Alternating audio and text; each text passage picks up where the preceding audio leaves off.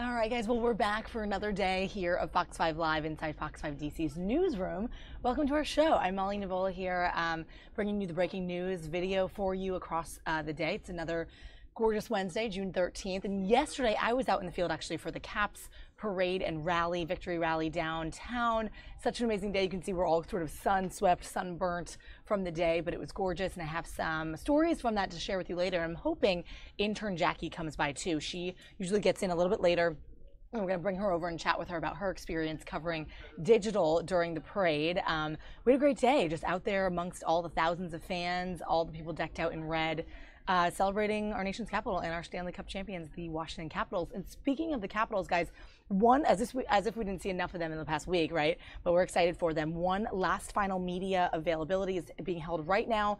We're going to check into that when that starts up. But first, a couple other things that we have that are pretty interesting coming in live. Remember that FBI agent who was dancing at a bar in Denver when his gun went off? Well, he's in court today, and we have a video, live cam right there inside that courtroom. There he is on the left side in the blue blazer jacket. He'll be in court, and we'll see kind of where this goes from here. That video made viral presence really on social media and online, and we are curious what will happen. That was a crazy video where his gun went off and injured somebody in the crowd at that distillery in Denver. And then also thirdly, guys, we have Vice President Pence down in Dallas. Hey, Jackie. Speaking at a convention, a Baptist convention in Dallas. So now that I have Jackie, I'm going to bring her in. I wasn't sure she'd be in, but I just teased out that you were coming over. So grab the mic. Let's chat with Jackie because she was down there by the parade. Guys, what a day. It was, oh my God, for everybody. Anybody out there was sort of joining in on this. If you're from the DMV area, you know what we're talking about. The big Stanley Cup champion parade. And Jackie, you were down there for digital coverage. Tell us about your day, sort of from start to finish. And I want to hear more about it. Maybe I can pull up some pics and stuff that did you Instagram some stuff up? Yeah. Okay. I put stuff on this story, and then I tweeted out a picture of Kevin and Britt. Oh, cool. When they were going live. Awesome. It was awesome. I got here super early. Got here yes, at like 4:30. You did. It was so worth it though. We got down there at like 5:30, and there was not a lot of people out at that hour, and I kind of didn't realize how early it was. I was like, "Where's everybody?" It was so early. But it started picking up around 9, and oh my God, it was packed, wall to wall. Everybody was wearing red. Right. It was great. And the buses, when they started coming down, everybody just went nuts. Yes. So let me side note that this is a video from one of our reporters, Annie Yu, but I'll just show you guys so you can kind of see what the scene was like. Obviously, bottom of your screen, it says there'll be a final media availability. That's coming up shortly. We're going to hear from what they have to say, and that's coming up. But this was during the parade. This is a video that Annie snagged. You can see just the celebration. Let's see if we can get a sound on this.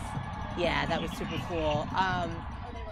Just to get the vibe of some of the marching bands and some of the people that were involved in this. And then I'll cut it back and see if we can take some of the pictures that you posted. But essentially, I was walking the parade route as well. I was ready for it. Unfortunately, I never got to sort of give a little report, but I was watching Ovechkin's bus the whole time, kind of seeing if he would throw any antics. Or they did throw some beers into the crowd. Some of them popped. It was crazy. I assume that you were kind of running up and down the parade, essentially? So we stayed on the intersection of 12th and Constitution. Okay. So we were in that general area. So we got to see everybody pass by us, and the gap between the first buses and then Ovi's bus was outrageous because they obviously were going slower so people could like really take it in.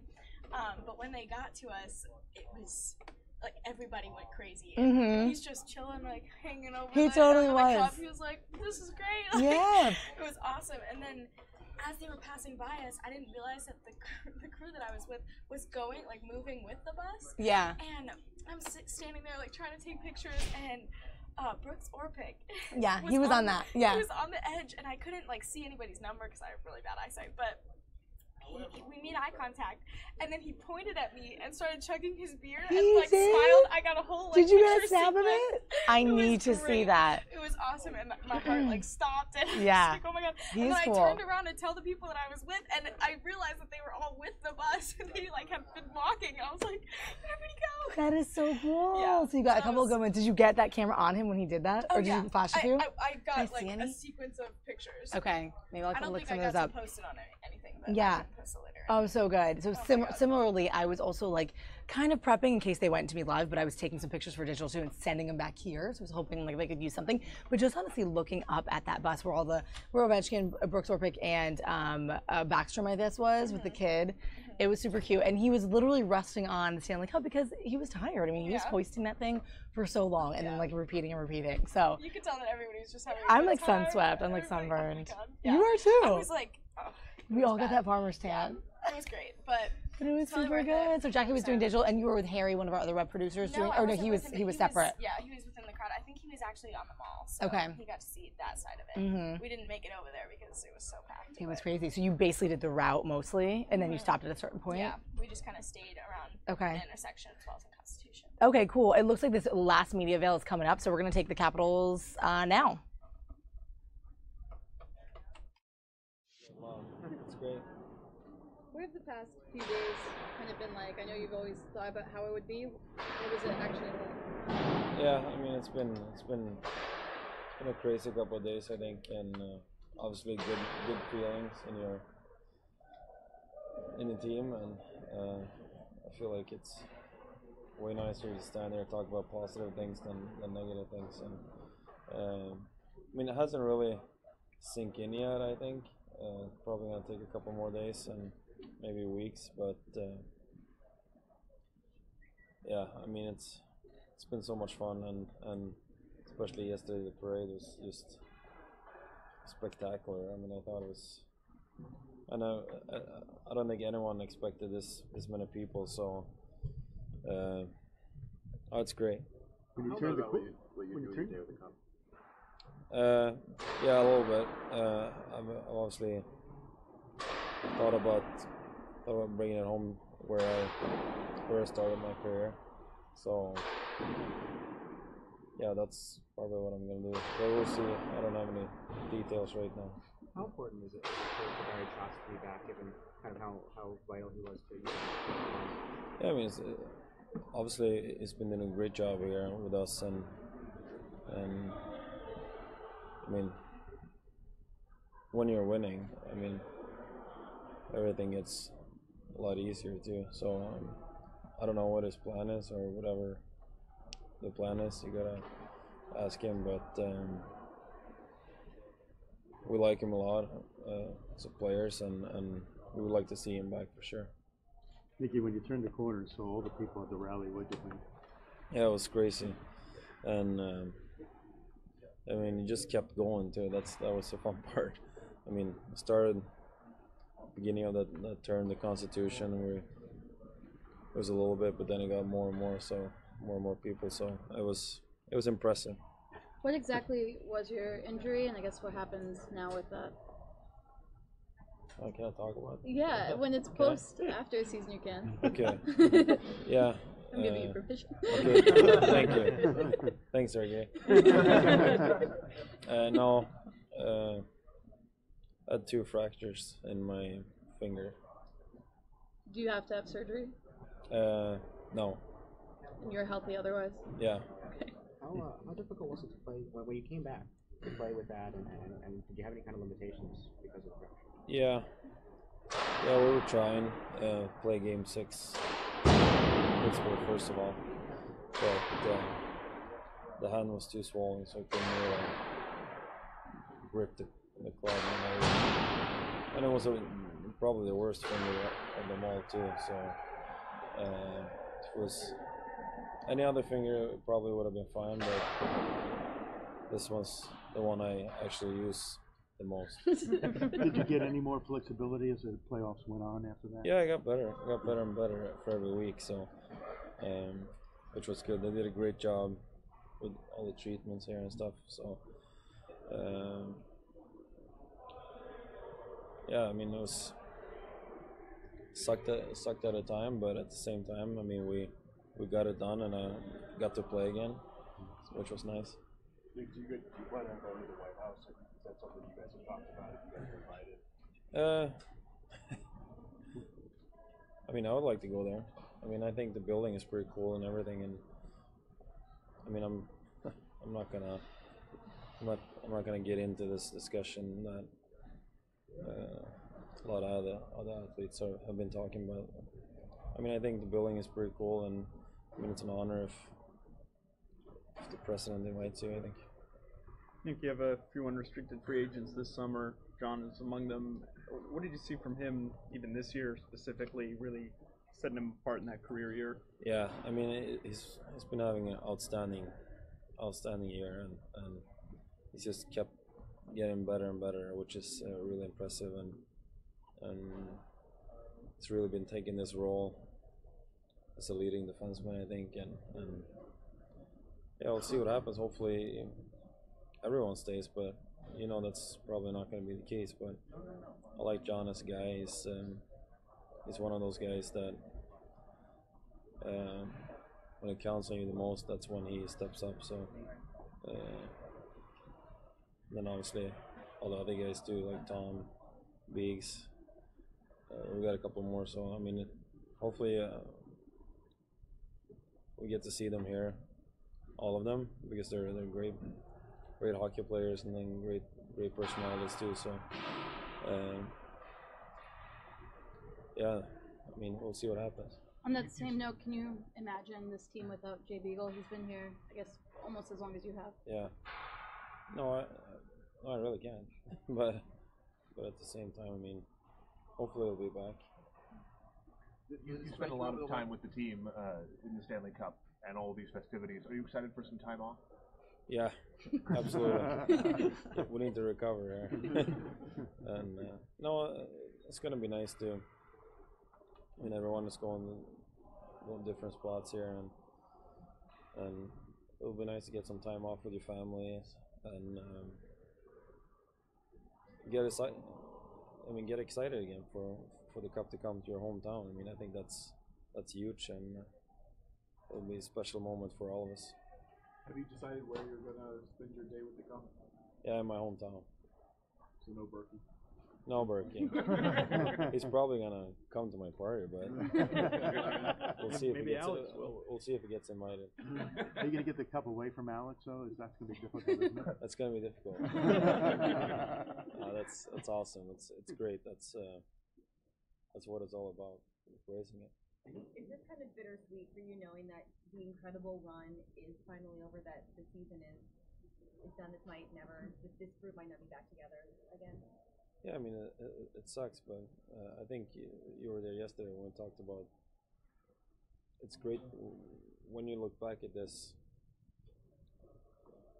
I don't know, 10, 15 years from now. I mean, you're gonna look back at this team as a special team, and it's always gonna be that, and we're always gonna be on the trophy, and which is gonna be nice. But I think this is a part of the business. I mean, guys come and go, but I don't know, right now we can just enjoy it. TJ started the back-to-back chance yesterday. Yeah. Do you think that's realistic for you guys? Is that something you guys are going to shoot for, going back-to-back? And why do you think this group can do it twice? I don't know, did you think it was realistic that we were going to win this year? No. Okay, there's your answer. Do you think it was realistic you guys are going to win this year? Well, we've obviously had, like, I don't know, the last couple of years we've been kind of like favorites before going into the season, and this year we're underdogs. So, but I mean, as the season went on, I thought we progressed as a team, and anything is possible. Then I think all the guys believe in ourselves, and that's the big key. Is it going to be kind of different, managing a different pressure next year when you guys are going to be the yeah, defending champions? Yeah, absolutely, and obviously the teams want to beat us, but at the same time we take that as a challenge. But the good thing is we have a couple of more months until we can think about that. Right here, guys. Congratulations. Hey, thank you. Thanks, guys. Thank you. Have a good summer. Let them come to the mic stand. Instead of pushing it back. Oh yeah, someone go get the plaque. I'll go get it. Go get it, man. Well, there's at the end. Let's get it. Let's the past couple of days been like? Obviously, a different feel from past couple of years when we've been talking to you at this. This is more fun. Imagine so. Yeah, guys are having a good time. Seems like More fun than you ever thought you could have. Yeah, we got a bunch of dandies on our team too, so it's been a fun week already. It's been. Did someone surprise you? What? Some guy surprised you? The dandies? Yeah, it was fun to see Brooks Orpik let his hair down. He's usually pretty serious, so he was having fun too. Good times had by all. It's a pretty amazing feeling. I try to put into words kind of Barry Trotz's value to this team and kind of how important is it for this group to have him back, or kind of the uncertainty about it. Yeah, who knows where that situation goes. Barry was the right coach for this group. Barry's a real solid human being, just a great dude. The things that he preaches turns out to be really important. It works for our group, and heck of a coach, fun to play for. I think everyone has a ton of respect for him, and we'll see what happens here in the next little while if he's coming back or not. Matt, when do you guys think that you had a chance to go all the way? When was the moment you realized, damn, we can do this? I think sometime in the Pittsburgh series, we gained some confidence and started to believe that we could beat that team. And obviously for our group, that was the biggest hurdle at that point, was beating them, getting past the second round. We started sometime in that series, I think it was probably during game 5, I think we started to believe that we could do it. And found a way to do it, and then got off to a hot start in Tampa, then lost 3 straight, and we're on the ropes, and we played our best game in game 6, so I think that gave us a ton of confidence going into game 7. So we get there, and then after a crazy game 1, we played a really solid game 2, and I think during that game, I think we said, okay, we're having a few things going our way here. We're playing pretty well. We're going home 1-1. This is a heck of an opportunity. I think a lot of us believed that we could do it then. Do you know what you're going to do with your day with the Cup? I do. I've had that day planned for a long time. Do you want to share any of that with us? I'm trying to think if I should or not, but yeah, it's coming home to Virginia and Mountain Iron, Minnesota, and then I'll probably make an appearance on the lake. You've had a long playoffs and the celebration. You spent a lot of time with your teammates. Are you going to miss them, or are you kind of sick of them? This is fun. I wish we could do this for another week. I'm getting pretty tired out, so no, it's kind of sad to see some teammates go. I'm sure some people aren't. Not everybody's gonna be back. So we'll find out who that is here in the next little while, which is kind of sad. It's a pretty special group here, so yeah, we'll just take that as it comes, but it's part of the job, I guess.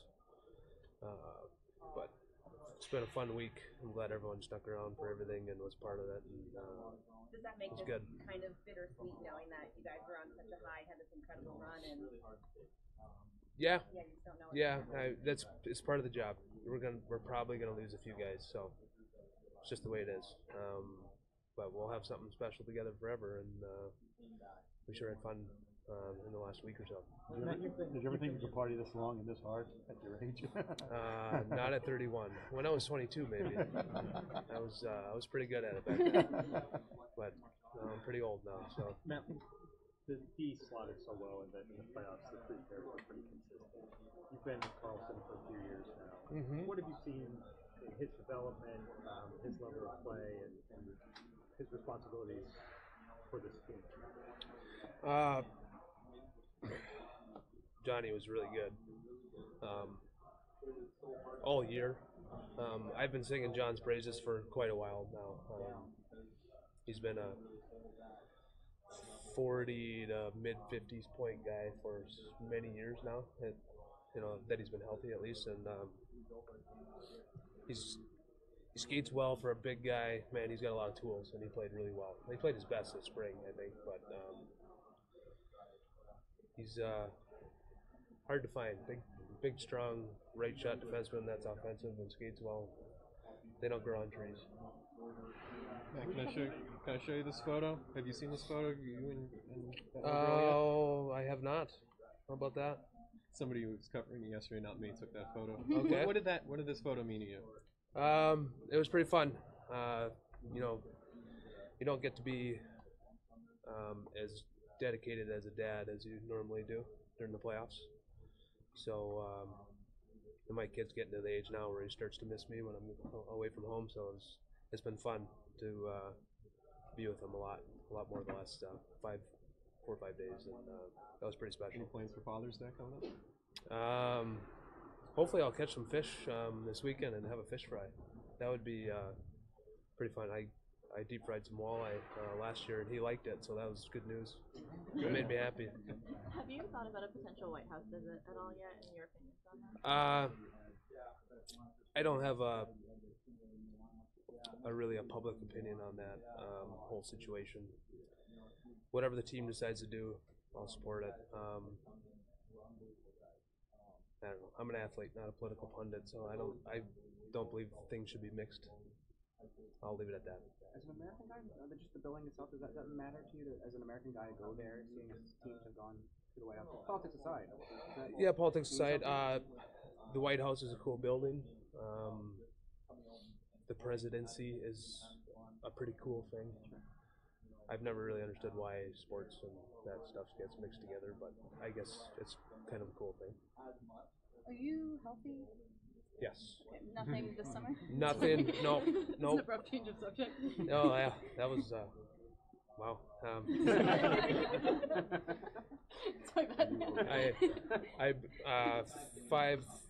4 or 5 games into the season, I broke my thumb. Right. That's good. That's all healthy now.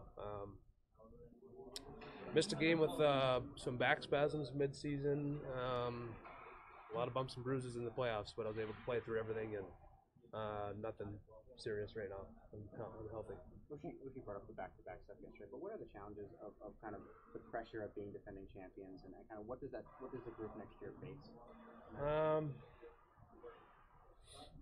Well, I've never been here, so I don't know for sure, but I know the feeling of playing Pittsburgh the last couple of years in the regular season.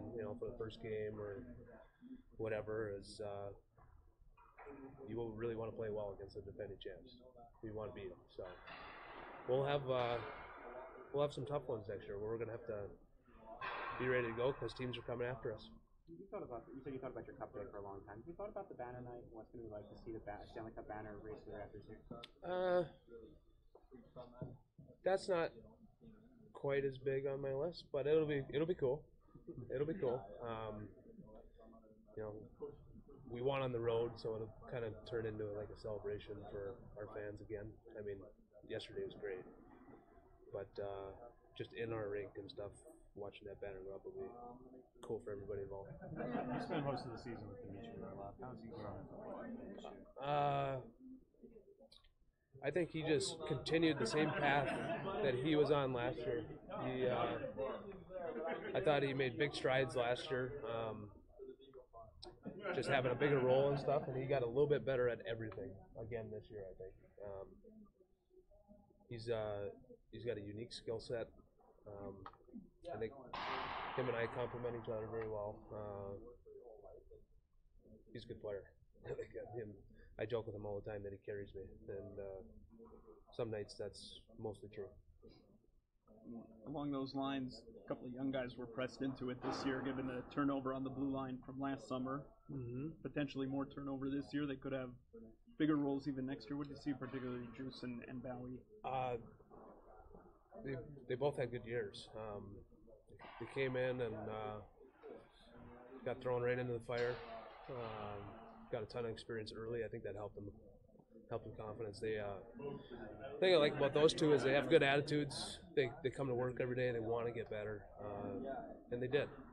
And Juice played really, really well in the playoffs. He got thrown in there in Game 3, I believe, and he was really effective at moving the puck and doing what he does well. So good for him. Bowes did well earlier in the year when he got his chance. He's going to be a player. He's going to be an NHL player. So he got some valuable experience this year, and he'll be a good player for the organization in the future. Is Phil Grubauer going to be a starting goaltender? It's not here, somewhere else very soon, is it? I believe he will get a chance. I'm not the best evaluator of goalies, but I think he's good. I think he's good. Yeah, I don't know. He's played well for us most of the year. He had a couple tough starts early. I think that we didn't give him much help, and maybe he wasn't his best. But then he was really good for the rest of the year. And I thought he even played well in the 2 playoff games that he played. He didn't make any game-changing saves, but he didn't let in any softies. So he was good. I think he'll get a chance somewhere. I hope he stays. He's a good backup. He's a good goalie. You need 2 good ones.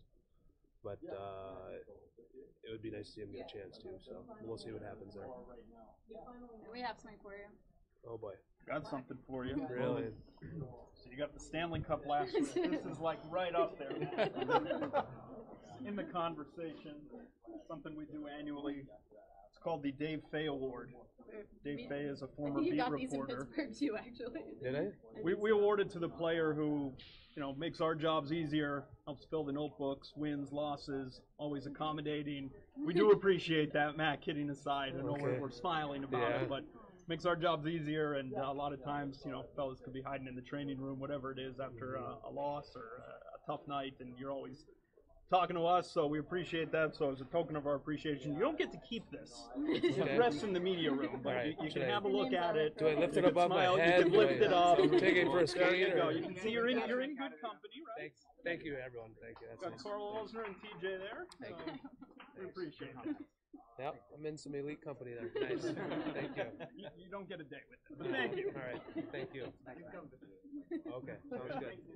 Any more? All good? All right. Isabel, I thought it was going to be the news. I wish it was that. That'd be way better.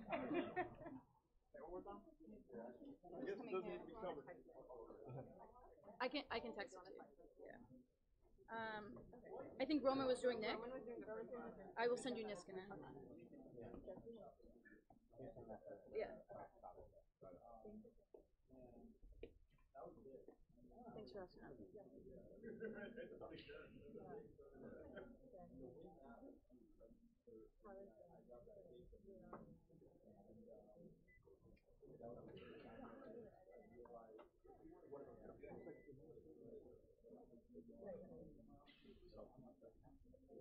Your poor nose is like in bad shape. Like physically, like, I know.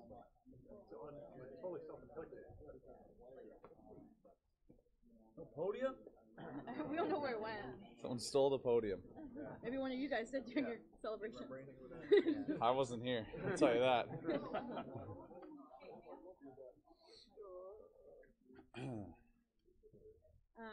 You obviously thought a long time about winning the cup and just what you would do with it. What was it like the past couple days? It was good. It was good. We've been running around together. It's been a little wild at times, but really cool to just share all these moments together. Shared a lot of them with the fans in DC and people that saw us out. We tried to make sure that everyone got a chance to try to touch the cup, and it was it's been pretty cool. Have you thought about what you're gonna do with your day with the cup?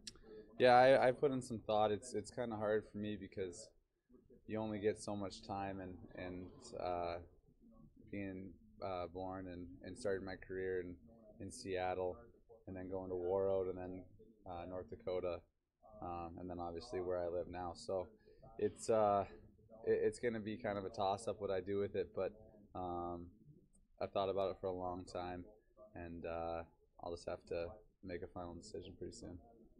What's with drinking through the shirt? Yeah, we need to know. It's kind of a long, not really that long of a story, but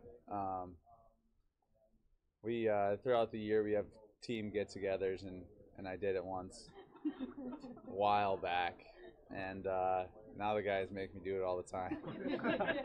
So I was going up, and you know, it's hard because you know we're having fun, but there's kids watching too, so you don't really want to make the wrong impression. But which you know, I was sleeping early last night, so no, so they just always asked me to do it, and I was going up, and the boys were like, "Hey, you got to do it on stage."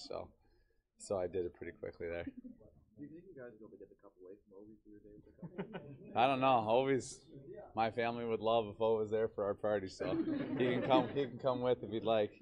But no, O's had it quite a bit, but he does make sure that other guys raise it, other guys get a drink out of it, and other guys enjoy their time with it too. So actually, the first night, it was a couple of the guys. We all had it throughout the night before the flight the next morning. So he's been sharing the wealth a little bit. TJ, this day last year, you didn't know what your future was here. That's true of other guys now, even after the win. What's that process like? How difficult that is uncertainty about your career when you get to it? Yeah, it's hard. You know, I think the guys this year will might have a little bit easier time with it now that we got a cup. But it's a difficult situation. It's different for all guys. You got to think about a lot of things, whether it's families, whether it's you know, the money side of things. Is I know it's a lot of money regardless, but it's still something you got to think of your future and your family's future. So you know, it's a difficult situation, but I think hoisting the Stanley Cup this year, I think, is going to make it the decision a little bit easier and on them. And you know, we don't want to see anyone go because of the great things we were able to do with each other. But a lot of guys deserve certain things and certain pay raises for their contributions. But man, if we could keep everyone somehow, it'd be pretty amazing. So along those lines, you've played with Carlson for 3 years here. What have you seen in his development? Where does he fit among NHL defensemen? I've always thought he was one of the better defensemen that I've ever played with, and this year he elevated that quite a bit. He's in my eyes, he's got to be top three to top 5 defensemen in the league. I mean, you see what he does, and he doesn't do a lot of things that are very flashy, so maybe he doesn't get the highlight reel things and the highlights that some other guys see. But defensively, he rarely ever gets beat, and you know, sometimes plus minus really hurts guys because not a lot of times are the goals his fault. So a lot of players, a lot of us don't even really like that stat, whether you're plus 20 or minus 20. It's really kind of depends on how the team's going at the time and when you're on the ice. But Johnny's an outstanding player, and he deserves all he's going to get this summer. And very big part of our team. You know, we have 3 big dogs that they got the C and the 2 A's, but Johnny's a big leader on our team. We don't really like that stat either, for what it's worth. Okay, yeah, plus minus should be thrown out. You spent a lot of time with your team with the playoffs and the celebrations. Are you excited to get some time away? Well, yeah, this is a great group, and you almost never want to break up. But it's going to be very nice to spend some time with my 2 girls and my wife. We're taking a trip next week together, so you know, they've sacrificed a lot, more so this playoffs than ever. 1, because it went a lot longer, and 2, because it just seemed like for whatever reason this year everyone was very focused on winning, and we were kind of on a mission there. And you know, there were some nights. One night we were home, we all went to a hotel. First time ever. I was sleeping in the basement night before games. So it takes a toll on them. and it's going to be nice to try to repay them for their sacrifices they've made through really my whole career, but especially this last couple months. Will you be on that vacation on Father's Day? What was that? On Father's Day? Are you going to be on that vacation? No. Do you have plans for that day yet? Nothing yet. I'll be home with everyone. We got to pack up. We're going on a trip on Monday, so that'll kind of be my Father's Day trip, I'm guessing. And CJ, on at the end of regular season, beginning of the playoffs, when you were taking some of those morning skates off for recovery, what were you dealing with? Really not that important. Everyone was really dealing with something, and I just had something that obviously is a lower body thing that it was just easier for me not to skate. So whether we would have won or lost, it really didn't matter. Everyone had something, and just because some of the guys had upper body things, they were still able to get through the skates. Where for me, it wasn't very beneficial. Are you healthy going into the off season though? No surgery? No, yeah, I think going into the finals was the healthiest I was there for a couple months. So the trainers did a really good job of getting me back, and they kind of thought that if we handled everything right, and if I only skated when I needed to, that things would heal up, and they did. And really, once the finals started, I wasn't even taking Advil anymore, so we were good to go. CJ, you've always been known goal scorer, big playability, all that, big moments. Do you think these playoffs and what you were able to do individually shine the light on a different part of your game, the puck battles that you constantly won, the little things, the gritty parts of your game? Do you think that kind of opened up fans and media some new eyes to that part of your game? I don't know. I guess I wasn't really paying too much attention about what people were saying, so it's kind of news to me that was kind of the talk. But those were kind of things that were always in my game, and I feel like the offense and the productions kind of came out since I've been here. So if it gets noticed, that's great. But everyone kind of has their little roles on the team, and that's one that I try to take pride in is the puck battles and trying to set an example with your discipline on the ice defensively, plus winning pucks or blocking shots and things like that. So I guess everything gets amplified in playoffs, and maybe you look a little deeper into why goals go in or how things started. So maybe that's why they got noticed. But either way, that's something that I've had in my game that really started when I was younger and was a big part of our team's success in North Dakota and kind of got ingrained in me. So I've had that there for a while. You started the back-to-back champs yesterday. Have you begun to think about the difficulties of being the defending champion, and how realistic is it to you? Yeah, it's got to be, I imagine, one of the hardest things. Just think how hard it was for us just to get this one. But we found something in each other during these playoffs that we weren't able to find before. So now we know it's there. It's not a question of if. It's just a question of, I don't even know what the question is. Like when? Like when can we get back to a playoffs and try to do this again? I've been talking about it with a couple of the guys, and you just kind of think, like, how can you go from this excitement and what we've been able to do together to losing again in the second round? It just doesn't seem like something that this team will let happen again. So you never know what's going to happen. Maybe it could. Maybe we have a tough year, but it just feels like with this group of guys and the nucleus we have that we can do something special here for a while. And that was one of the biggest reasons why I wanted to re-sign here. And I told Mac in my exit meeting, just after we had a pretty brutal interview in this spot last year, that I think this team can win. We can win now, and we can win a couple times. So we got the first one out of the way, and tell you what, the summer's going to be short, but I want to get back and I want to do it again.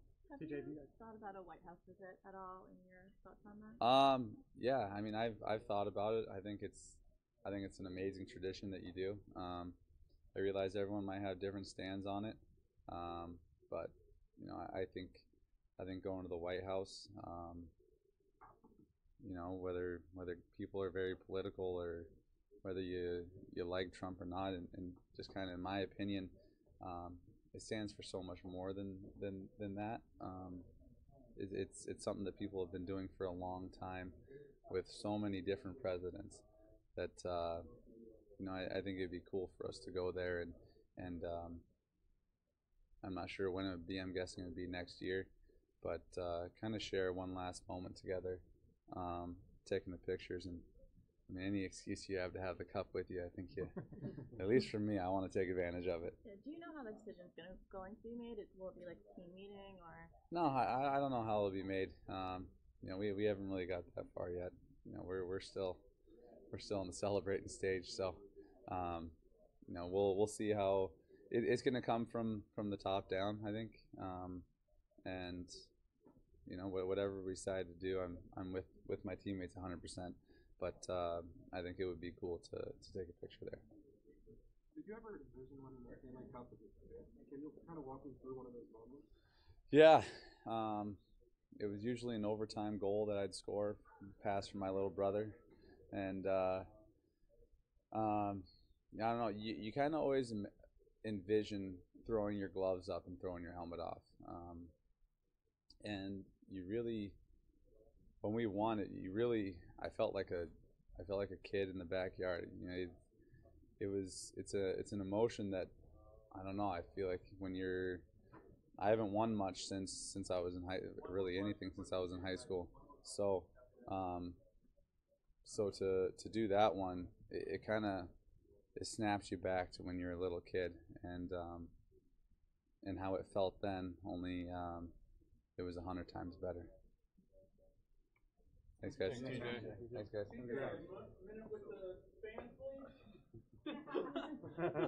Yeah.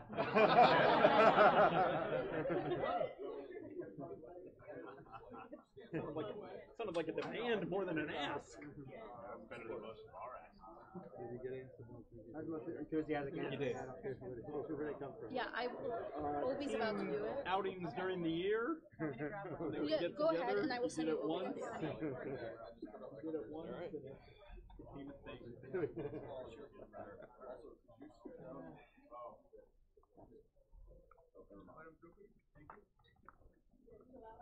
I can recognize you without the playoff beard. Yeah, back to Gillette. We did. We have a really good relationship, and we did a clean cut. What have the past few days been like? You've obviously waited a long time for this. Talk about what it'd be like. I guess how to compare to your expectations. Oh, it's crazy. You know, it's been. I'm pretty sure it's still be going like maybe a week or two. But I still can't believe we won. I still can't believe we did it. You know, we share our happiness, our emotions, our Stanley Cup with all of you guys. You know, with the family, with the fans, and every year when you come back here, when you lose, you stay here with a bad face, not smiling. You know, even if you smile, it's like okay, whatever. You know, but right now you just realize what we did. It's something special. You know. I have a question. Is it going to be bittersweet knowing that some of these guys might not be back with you next year, you know, sharing this cup experience with them? Sorry? Is it going to be bittersweet knowing that some of these guys might not be back with you next year, sharing this cup experience with them? I'm not a GM, you know. I can tell you who's going to be here, who's not. But you know, we're gonna remember all the guys, all the moments together, and I'm pretty sure one day a reunion Stanley Cup champion of the Washington Capitals is gonna be maybe in 10 years, maybe in 12 years, I don't know, but it's gonna be fun. We're gonna remember maybe we're gonna do it again. We're gonna do parade. How big is the party gonna be for your day with the cup in Moscow? It's gonna be pretty big. I'm gonna share with my family, with my friends, with the people who want to see it. I don't know how to do it. As soon as I get back home, I will connect to organizations who can help me with that. I'm pretty sure there's going to be lots of people who wants to help me out with that. But I'm pretty sure it's going to be something spectacular, something fun. Especially right now, it's a World Cup over there. Yeah. So it's lots of people. So I don't know. Like we're gonna have to decide how we're gonna do it, where we're gonna do it, and what. I just want to share with the people who love hockey, who never seen the Stanley Cup or they see it, because lots of Russian players want it. There are lots of guys bringing back, but obviously for my hockey school in Dynamo, I'm gonna bring it for kids to see that, for parents and. Maybe Messi. You invite him? Well, I will see him in the summer when I go back to Barcelona to see the game. Yeah, your 1000th game gift. Yeah, yeah. So we'll see. We'll see what's how it's gonna be, but it's gonna be something special. It's gonna be something I'm gonna share with all the people, all of my families and friends. Bringing the Russia important. Huh? Is bringing the cup to Russia, is that a big moment? Yeah, of course. I just, I want to bring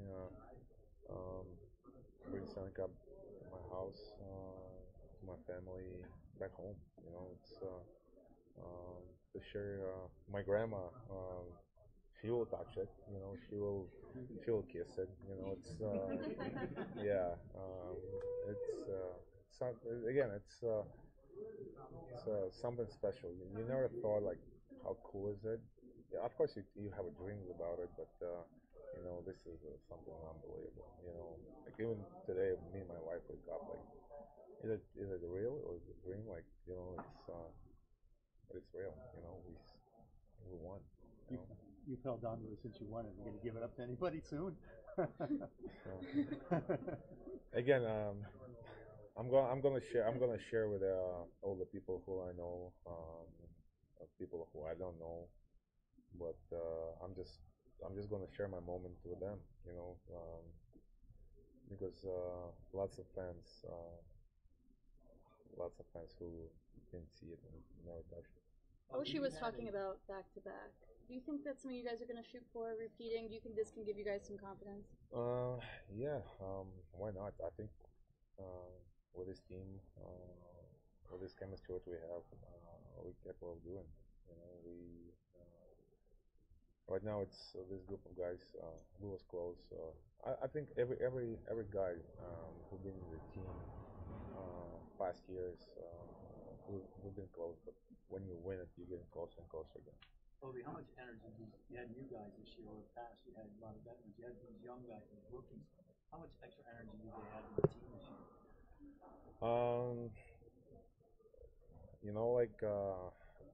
We lost a couple of key guys last year, but the new guys, the kids, we call them kids, they come to our team and they play great, But I forgot,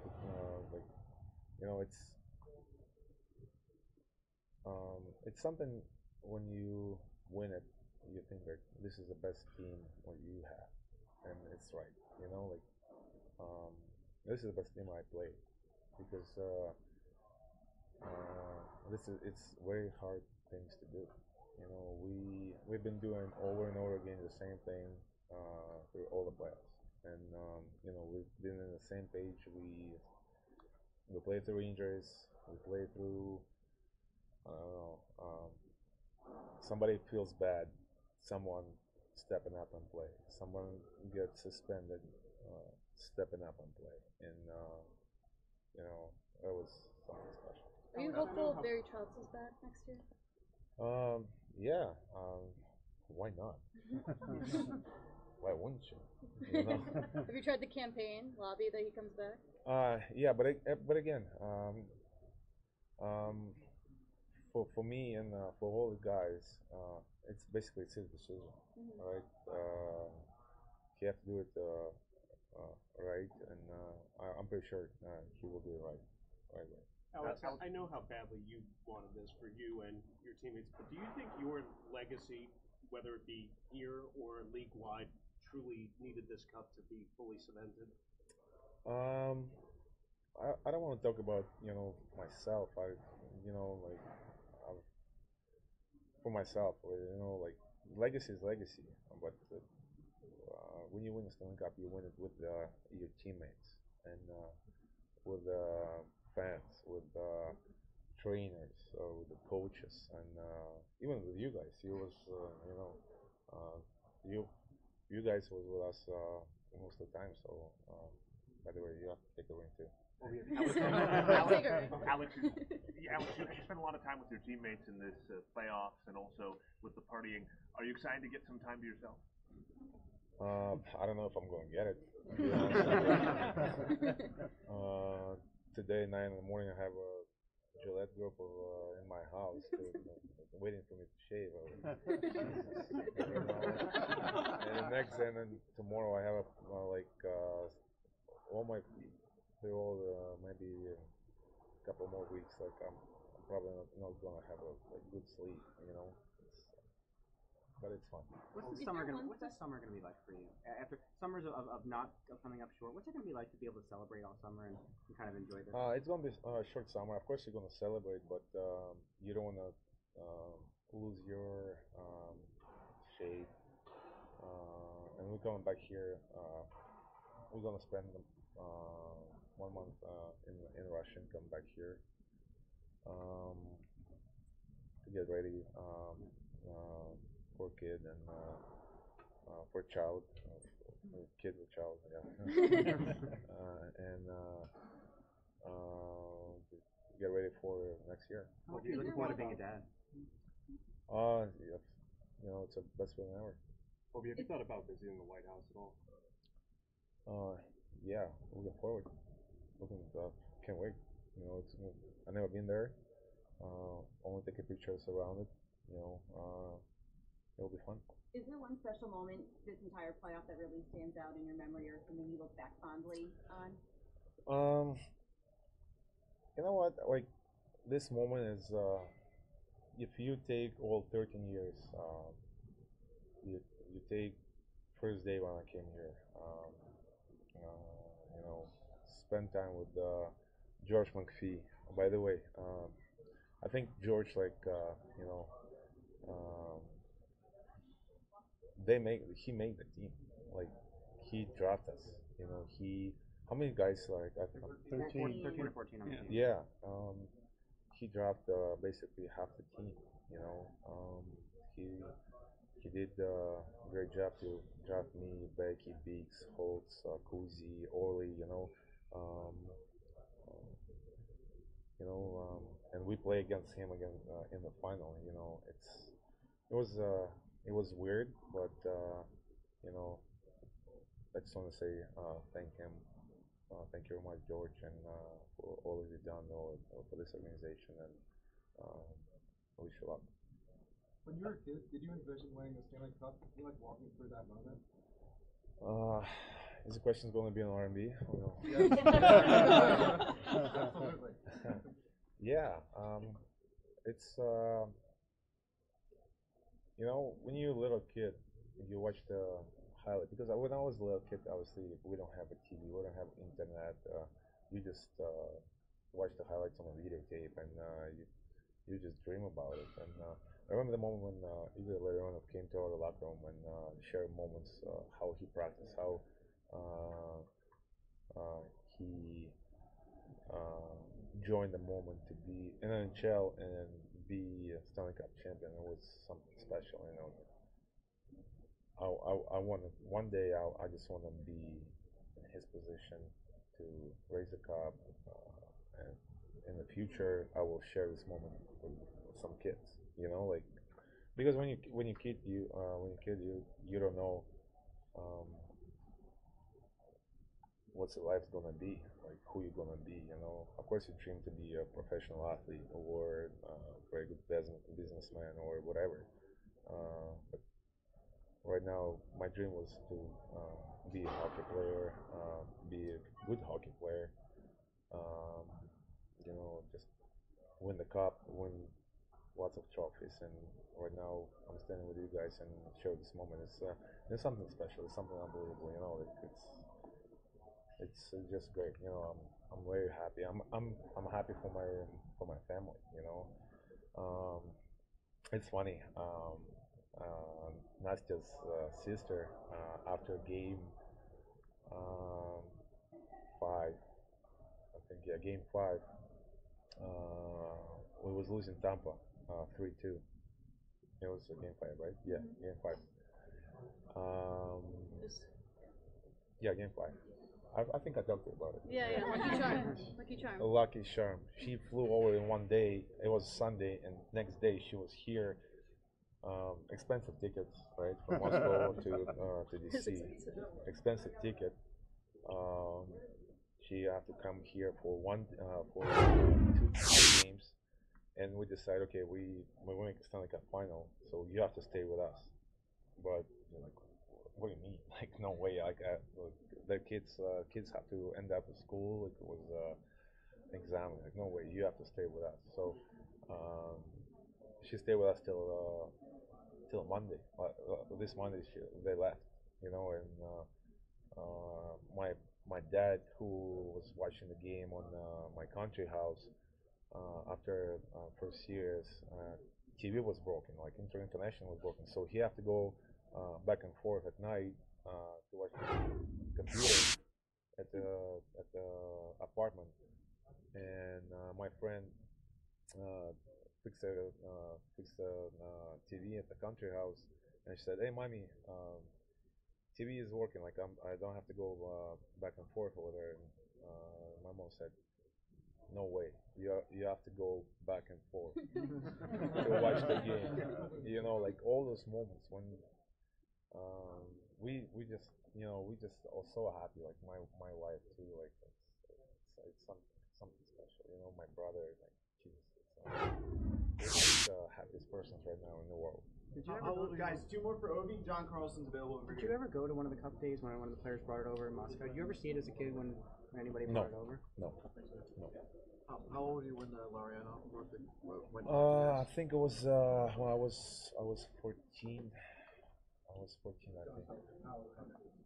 Were your team? What team was that with? Dynamo. Yeah. Would you say family is what the bond, the moments that stuck out to you? This playoff, like having your family there, that story you shared, something that stands out this postseason? Yeah. How I said, without them, without my dad, without my mom, without my brother, without my friends, even like, I don't know if you know Goose or not. Without him, they helped me a lot. Obviously, they helped me on the home wise. I don't have to think about anything, and it's something we're all excited. We're all like happy. We just, I don't know how to say it. Can I speak Russian, by the way, or not? It's much easier. Yeah, it's much easier for me right now because, but it's something unbelievable. All right, thanks, Ovi. Thanks, Alex. That's it? I can talk more. Yeah.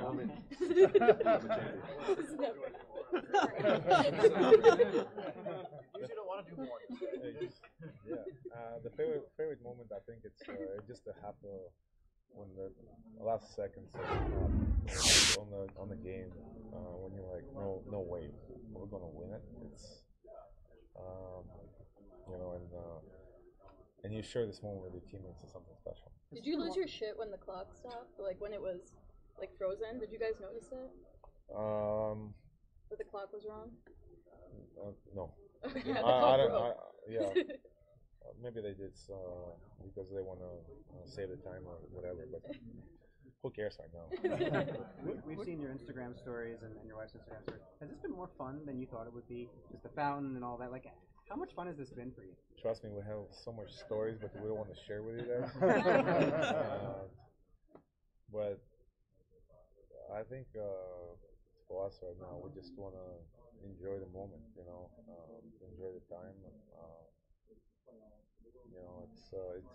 It's something when you dream, when you dream about it, it's something spectacular. What do you think when you saw the crowd at the rally yesterday? Oh, the fans, it's unbelievable. The fans did their job. We did our job. The fans support us. Sometimes they mad at us, but they're fans. We understand it. But when we need them, they always been behind us. They always put us forward. They always try to do the best. Again, that's what I said yesterday. It's yours. It's truly yours because you deserve it too. Alex, you Twitter account that someone created of you just dancing to different songs. Devontae took an Instagram of you. Yeah. It's basically our site on Twitter.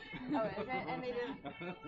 By the way, nice moves. They did like a bunch of different songs, like a whole. No, I didn't see it. No. I didn't see it yet. Okay. But I will. Just Yeah. knowing, I guess, the fan support, and could you imagine it being to this magnitude, seeing stuff like that? I think how I said the fans. Some of the fans hate us. Some of the fans love us. But right now, I think everybody came together and they just enjoy this moment because we share who we are, right? Like it doesn't matter if you Alex Ovechkin or TJ Oshie, when you win, you just a regular person and you do your normal thing, if you win in the lottery, you start dancing, right? For sure. So we won the cup. We dancing. We celebrating. We do our things. How did the "We Are the Champions" constant singing start? Is there a story behind that? No. It's simple. I just tell Willie right away. Download "We Are the Champions" song, and I download right away too. How many times have you sung it already? Oh, so a lot. It's good. it's gonna be in my playlist for a long time. Alex, so your arm is sore from lifting the cup so much? It's sore, but I don't have to work out in the summer as well. That's your summer workout? Yeah, that's my summer workout. I did yesterday. If you and Nafia have a boy, is the name stand-up on the list? If the boy, yeah, probably not. Huh? Do you guys know if it's a boy or girl yet? Yeah, we know. Okay. Are push-ups in a fountain the new cross training thing? Huh? Are doing push-ups in a fountain the new cross training before your cross training? Yeah, I was trying to do something special. It's funny. Lots of celebrities back home saw the video and they said we have to do it. We have to do it. Trust me, one day we will do it and we'll send it to you back. So it's again, lots of people happy right now, and it's a good thing. I know you joked about it at the Cup final, but has Vladimir Putin called you to congratulate you? I know he said it publicly, congratulating you. No, not yet, and I don't know if he will, but when your president call you and or whatever, he said publicly, congrats. It means a lot, and he's my president. So is taking the Stanley Cup to the World Cup a possibility? Have you thought about that at all? Yeah, but again, I don't talk yet with the Stanley Cup people who respond for that. I didn't talk yet with the team when I'm gonna take it to Russia. But one day for sure, and next month. The World Cup ends mid-July. Do you know when your date is? Not yet. Again, we just won the cup 5 days ago. You know, like we don't think about it. You go to World Cup regardless at some point. For sure, yeah. I want to go so bad. You know, I have to wait. I think we have to go. Me and Becky have to go to Vegas, and after Vegas, we go home right away. You have a due date for your. Yeah, but I'm not gonna tell you guys. Like, it's my family. TJ mentioned the back-to-back stuff. Have you thought about yet? I mean, I know you've been celebrating, but the challenges of what it's going to be like to be defending champion. Yeah, every team's gonna try to get a piece of us, for sure.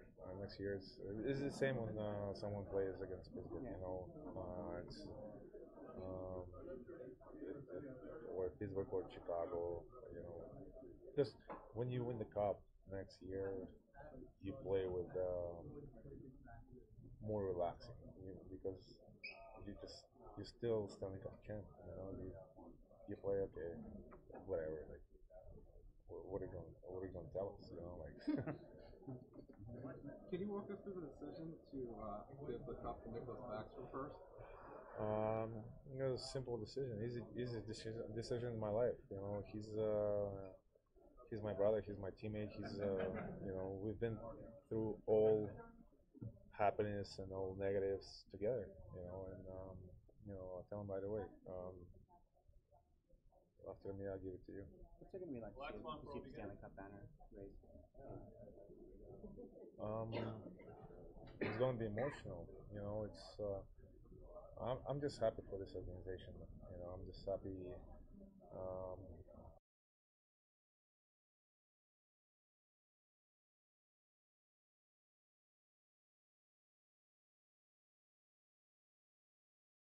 All right, guys, it looks like that our video might have frozen, so we're going to bring it back into the studio here with Jackie, who is down at the parade, along with myself. And we got some great photos. We were trying to bring some up from yesterday, but kind of cool, right? Hearing the players speak about what's next for them and sort of what their thoughts are on the team after this win. And we were just talking about how it almost seems like this win was like so long ago. But yeah. It was just last week. So crazy. You were telling me some other anecdotes of being out there. You were down on the sort of inside the barricade with some of the fans, like they passed you certain things. What were some of like the craziest stories that you saw? So basically, well, one of the best moments was these 4 people built the Stanley Cup out of Natty Light cans. The beer cans, yes, right? The beer cans. Oh my and gosh! They put a colander on top to make the actual to cup. look like the dome of the cup. It was crazy. Really funny. Yeah, you guys were taking pictures. And there were kids that were just pressed up against the fence so they could see everything. And yeah, they were. So many of the buses were throwing beads and different like paraphernalia and stuff. So we were blessed to be on that route. So we were trying to help them get it. But there was one kid who like scrambled underneath a barricade. The cops who were on motorcycles to make sure everything was secure kind of laughed it off and turned a blind eye because they were like, he just wanted to get the goods. Like he wasn't trying to do any security threat or anything. So just a little kid who like scrambled under to try to get them. So in that sort of regard, we tried to make sure we grabbed those beads and like passed them off. Some kids were doing that because when one of the buses passed by us, a bunch of people were throwing these little green like rubber balls or something. Oh yeah, that was part of Muriel Bowser, the mayor's like shtick. She throws them, but yeah, they wanted them. They were bouncing back into the street, and since I was on the other side of the barricade, all I heard were little kids going, "Excuse me, can you give me that?" So I ran and I picked a bunch of them up and I was throwing them into the crowd. That's awesome. Yeah. No, it was really cool to be part of that because like I feel like we had a front row really seat to history. 44 years later, you know, the Caps were started in 1974, and then obviously there's so many years you can kind of throw out for that. This is a long time come and win. But for Ovechkin, who you just saw speak, it's really personal and emotional. He joined the team in the 05-06 season. I remember when I was brand new in DC, we would see him out, or at least his presence was known at certain bars that we would hang out at. Like he was out and about in the city more than you would think, and people would know the name Alex Ovechkin. So he's been a long time name here. Of course, the captain of the team. And he had a lot of comments for press. I thought that was funny when they were talking about his wife being pregnant and he wouldn't say the due date. They want all the details of his personal life because they want to make sure they stalk him from now on. Right. But we had one of our reporters out there and one of our photogs as well, so that's why we were bringing that in live, but it just cut off, unfortunately. So we heard from TJ Oshie, Ovechkin, a couple of the other players on what's happening next. But a couple cool shots. I mean, you got a ton of awesome pics. I got a few from the parade, but also we put together a little bit on our own digital site, fox5dc.com, and here's some of the great stuff that came out of that. We'll just scroll through some of these awesome pics from yesterday. Ovechkin with the cup in hand. A lot of those. This was later at the podium right in front of the Capitol Dome, which is so iconic to see. More on the bus during the parade route. And that was what the bus looked like from the front. Snapped a few. There's Oshie, one of his kids, right? Oshie holding up his daughter It's great. Was so cute. That's a cute shot. They're waving. So they saw the camera. And there's a great aerial shot. Now, we have yet to kind of really get the numbers from this, but one aerial shot from, I believe, whatever that pooled chopper cam was, we're going to probably find out more soon. So hopefully the numbers come down on this and we can see, you know, how many people actually lined the mall. But that's sort of like a lower down view of the mall. And you can see the monument in the background. And then the crowd, you know, just totally wild in red. Nothing too crazy happened, I don't think. We saw a bunch of beer being thrown. Beer everywhere. You know, it was a little messy, but such a good time. And that is probably the last you're going to hear mainly from us. I mean, it was a great day for DC, but like, I think we're done covering it now. But it was a lot. It was really fun for our intern, Jackie, too. We're so glad that she was down there. And I think a lot of people, like you guys, kind of tweeted out pics and used our hashtag, used our handle to kind of get them in our space, our sphere of like digital stuff to use. So that was really fun.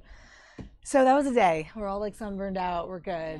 It was great. So relaxing. DC's coming together. Yeah. So good times. We'll see what happens with the team next year. I know a lot of people were chanting back to back. Right? What's going to happen? I really think this got the momentum going. They know what it's like to win now, and they're just going to hopefully keep it up. Hopefully. We'll see.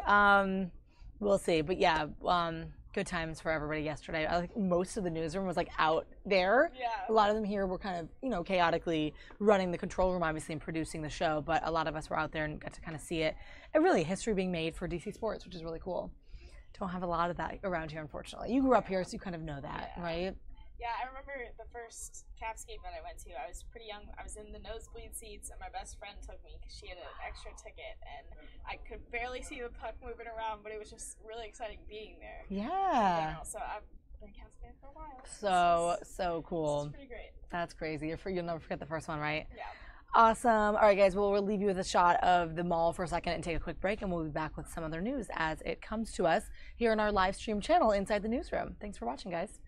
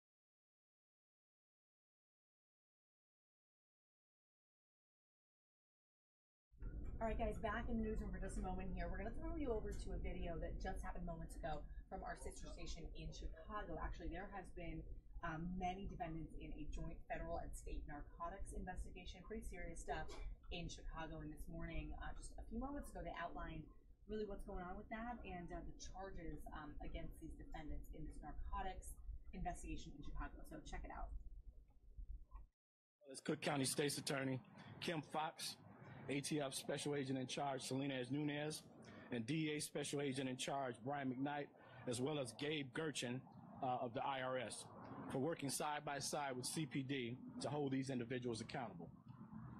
The missions, which focused on dismantling open-air drug markets in the 11th and 15th districts, have targeted over 50 individuals involved in heroin and fentanyl sales in the city, including an alleged Mexico-based drug trafficker. As of this morning, 30 of those offenders are in custody and 7 are facing federal charges. As part of this mission, we've also seized 17 guns, including 3 rifles, off the streets of Chicago before they can be used by these individuals as instruments of destruction and tragedy. We also seized narcotics valued at over $8,000, including heroin, fentanyl, and cannabis, and 14 vehicles were also recovered. This mission is indicative of the close collaboration we continue to leverage with our federal partners to execute a comprehensive strategy that will promote peace and safety throughout the city of Chicago for the entire summer. A strategy which has so far helped us to reduce gun violence overall in this city by over 20%. These missions are an important piece of how we fight crime, by sending a message to those who serve as a driver of violence that we will come after you with everything that we have. We're making it abundantly clear that we will not tolerate violence in our neighborhoods and are taking strong steps to keep our streets safe, not only from the sound of gunshots, but from the devastating effects of illegal drugs. Despite the fact that we've managed to reduce gun violence over the past 15 months, our work is far from over. And I'd like to thank our federal partners and state partners for their invaluable assistance. At this time, I'd like to ask U.S. Attorney for Northern Illinois, John Lausch, to say a few words. Thank you, Superintendent Johnson. We are announcing charges today, more than 50 individuals charged federally and state charges. 9 people have been charged with federal offenses, ranging from drug trafficking to illegal weapons offenses. This is part of our ongoing efforts, our continued efforts to work together.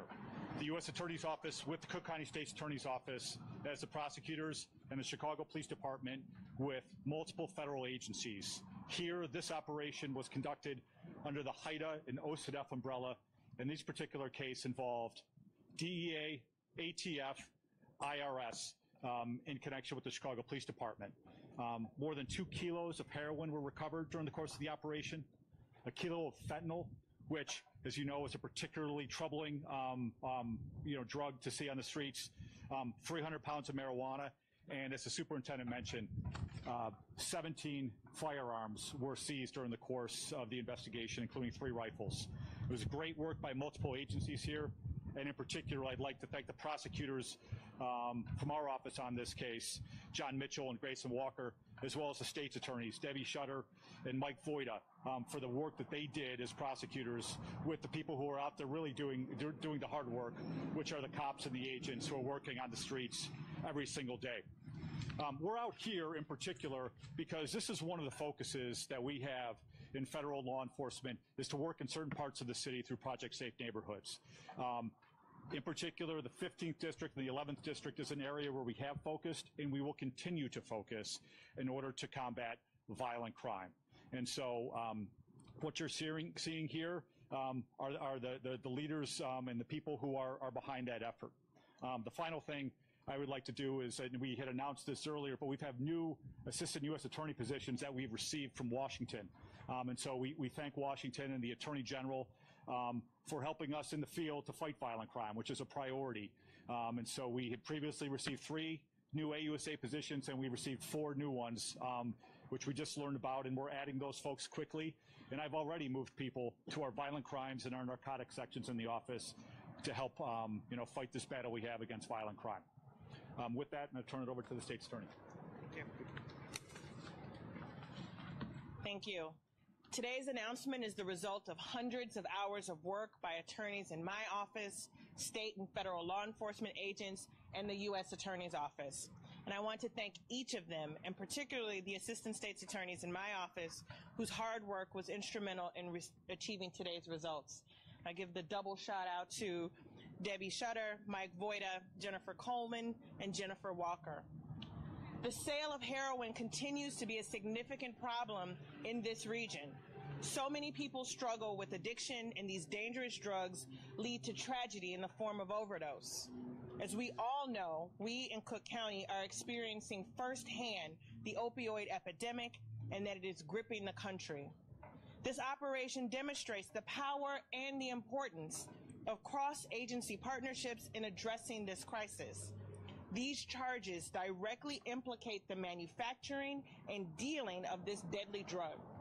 And our important cooperation with our law enforcement partners has led to this important result, and I'm so grateful for each of them. I'm committed to working in partnership with state and federal law enforcement agencies, and all of us are fully committed to addressing the crime and the violence that destabilizes communities like this and takes a tremendous human toll. This task is urgent, and we are up to the challenge. And with that, I turn it over to Special Agent in charge of the ATF, Salinas Nunez. Good morning, everybody. As we all know, illegal drugs fuel the gun trade. And that's why it's extremely important that ATF partners up with our federal, state, and local partners to ensure that we disrupt and dismantle these types of organizations as we did today. We will continue to do that and bring all of our federal resources together to make sure that we make this community safe this summer, and this is one of many other cases that we will continue to see in dismantling these drug trafficking organizations. Thank you. Okay, I'll ask Special Agent in charge of DEA, Brian McKnight, to say a few words. Thank you, Superintendent.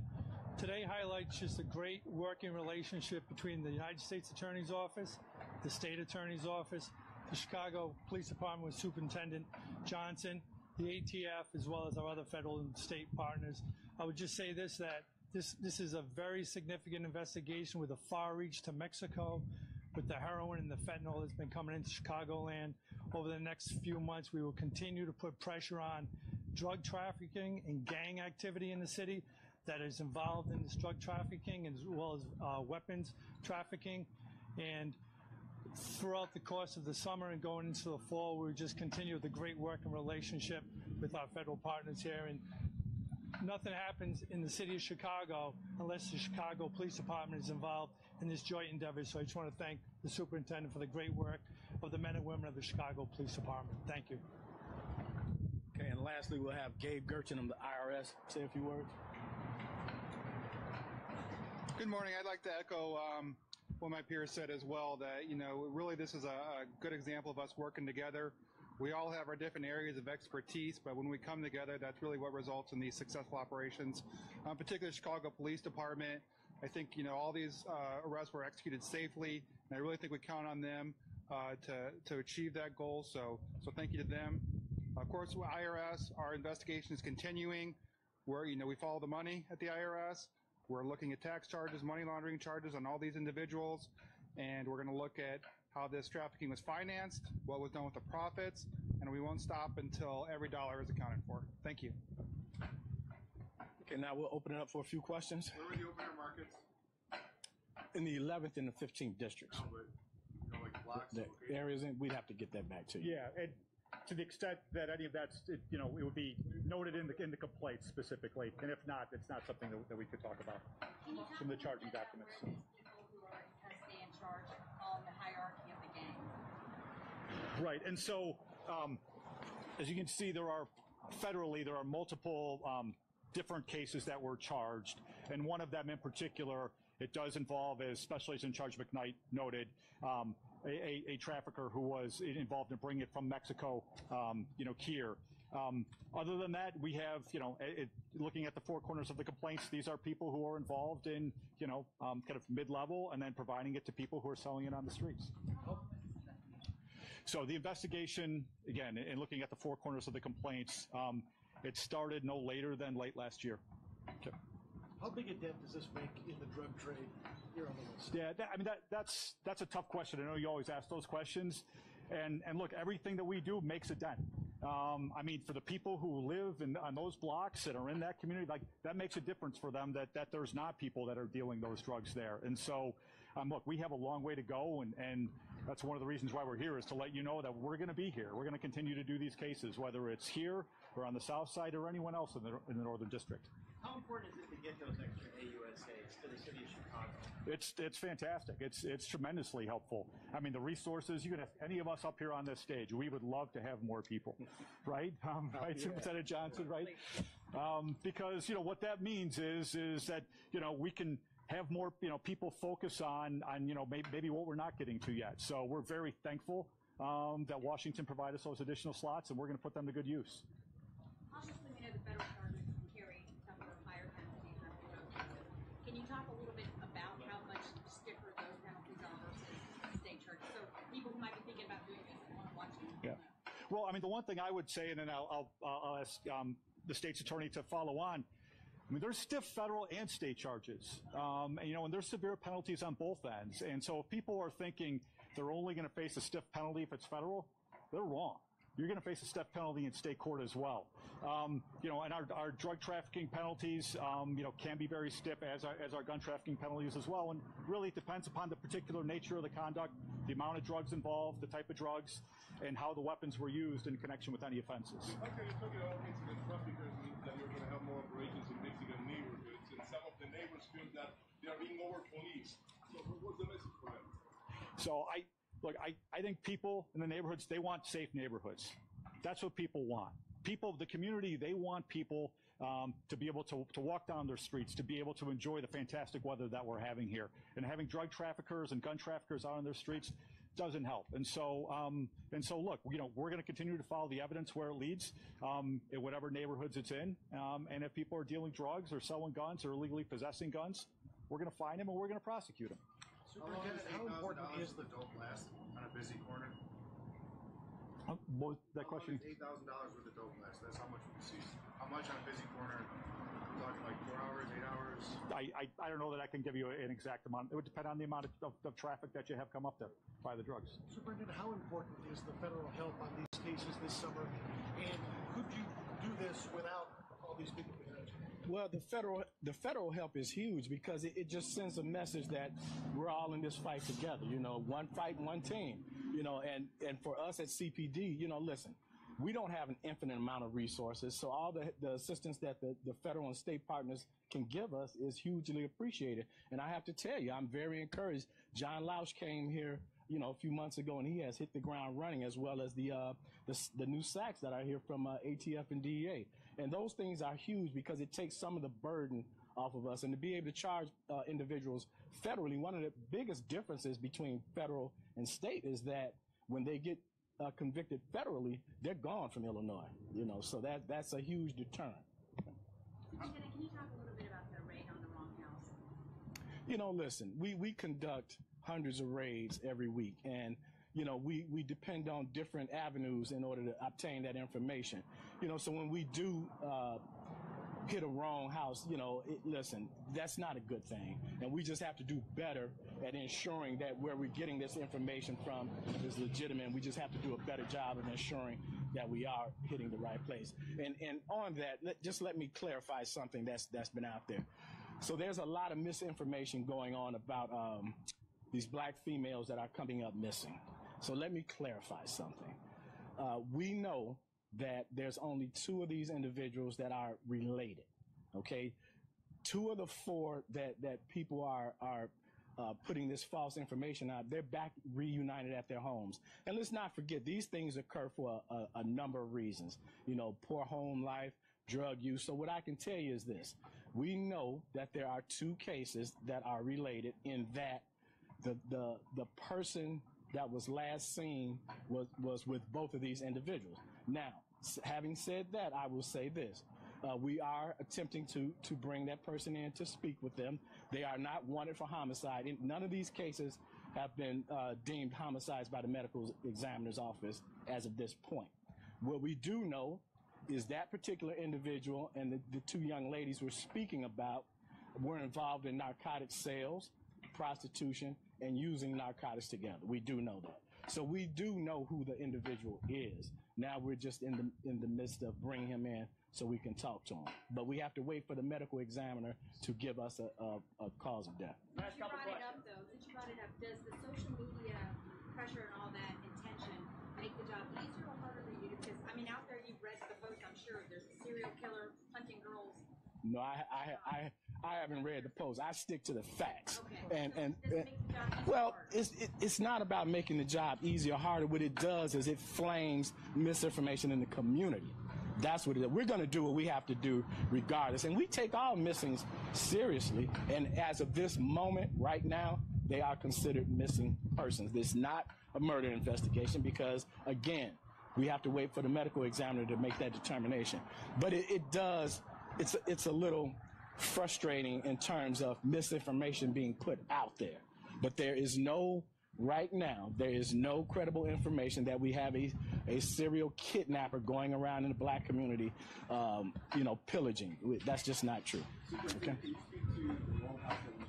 I just did. You missed it? Okay. What were you, late? Were you late? Now, you know what? For you, I will repeat it. Okay, so the house that was raided incorrectly, as I said, we do hundreds of warrants a week, hundreds of them. And, when we get one wrong, that's not a good thing. So we have to do better as a department to ensure that we get the right information. And, let's face it, most of that information comes from individuals out on the street, so it's not a good thing. We do everything we can to ensure that we correct that mistake and repair those people's property as soon as we can. Okay. Special Agent Nunez, can you give us an update on the officer who was shot in Indiana this week? Yes. He's actually been released. Yesterday he was released from the hospital and he is in good condition. And we hope that he will make actually a full recovery. Okay, thanks everyone. Thank you. Thanks.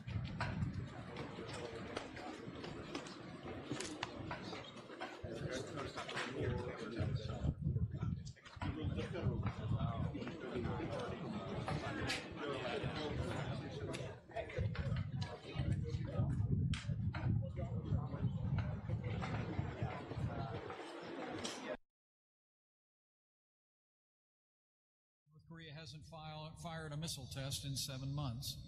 Historic inter-Korean peace summits have occurred. And 3 American hostages came home.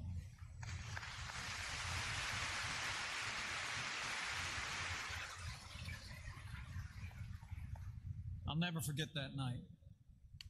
Karen and I joined the President and the First Lady on the tarmac at Andrews Air Force Base to welcome home these 3 extraordinary Americans who'd been held hostage in North Korea. But what happened that night, I really didn't expect. It happened to the President too, and it happened to the Secretary of State. These 3 men, one of whom had been in captivity for nearly 2 years, as they came down off the stairs, one of them pulled out of his pocket a small index card written on the front and on the back. They grabbed my hand vigorously and they thanked me for my prayers. On the front of the card it read, "Dear Mr. Vice President, we praise the Lord who has done great things for America and for us. We deeply appreciate your prayers in the U.S. government bringing us home. God bless great America."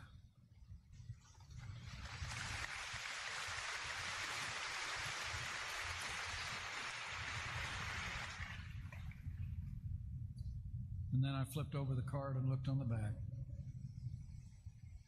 And they had transcribed a portion of Psalm 126. When the Lord brought back the captives to Zion, we were like men who dreamed.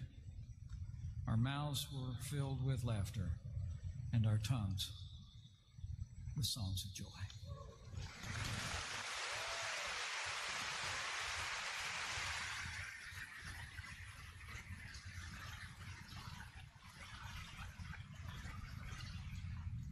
was a moment I'll never forget.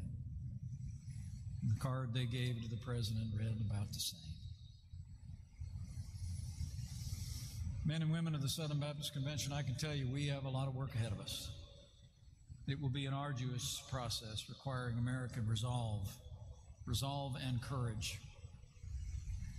As the president said before he left Singapore, in his words, anyone can make war. It takes courage to make peace.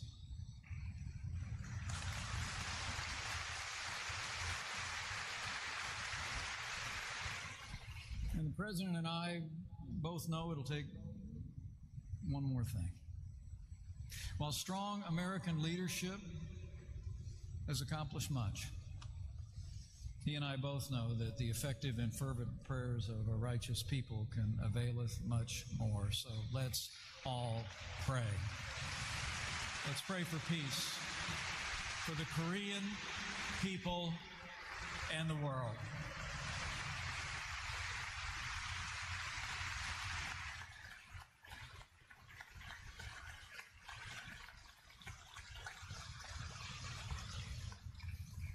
But it hasn't just been progress on the Korean Peninsula.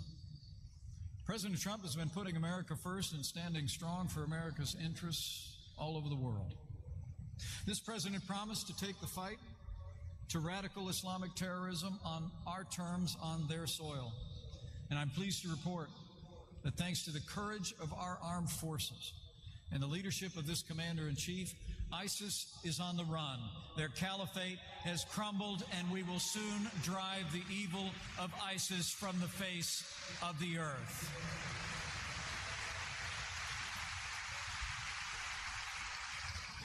This president has also stood up to the leading state sponsor of terrorism around the world when he withdrew the United States from the disastrous Iran nuclear deal.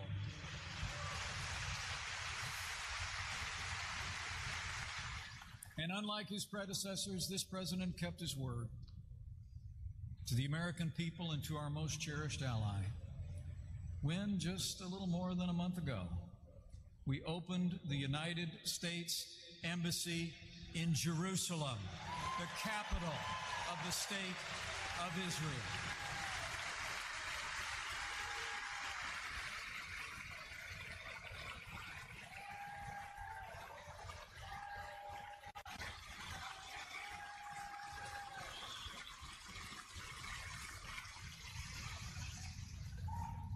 And from the first day of this administration, President Trump has also taken dramatic action to revive the great engine of the American economy. We've cut red tape, unleashed American energy, and President Donald Trump kept his word to the American people one more time when, right before Christmas, he signed the largest tax cuts and tax reform in American history.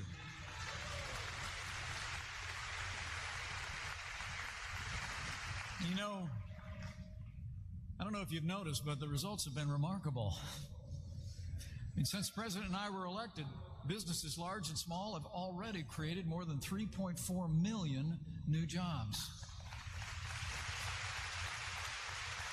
The unemployment rate hasn't been lower in nearly 50 years, and we've seen the lowest unemployment rates ever for Hispanic Americans and African Americans, and unemployment for women in America hasn't been this low in 65 years.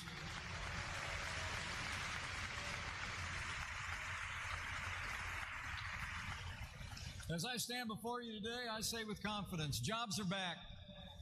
Confidence is back, and under President Donald Trump, America is back, and we're just getting started.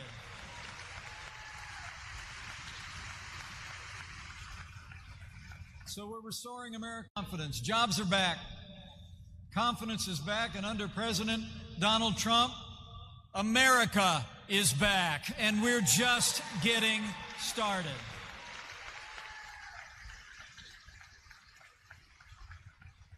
So we're restoring American strength at home and abroad.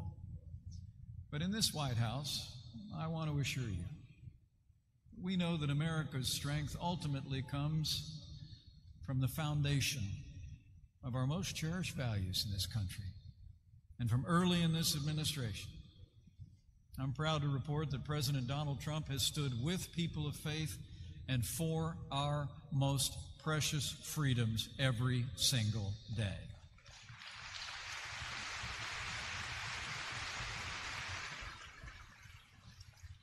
Last year, the President chose the National Day of Prayer to announce new policies to protect religious liberty of every American, regardless of their creed.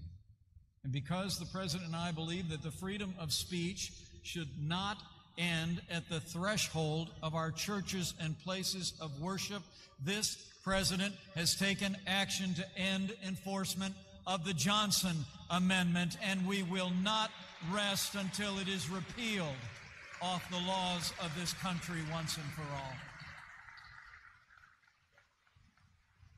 To protect the God-given rights enshrined in our Constitution, this President's been busy appointing strong conservatives to our federal courts at every level. In fact, last year, we set a record with the strong support of the leadership of the Senate. We set a record for confirming the most judges to the federal courts of appeals than any president in American history. And that doesn't even count Justice Neil Gorsuch on the Supreme Court of the United States.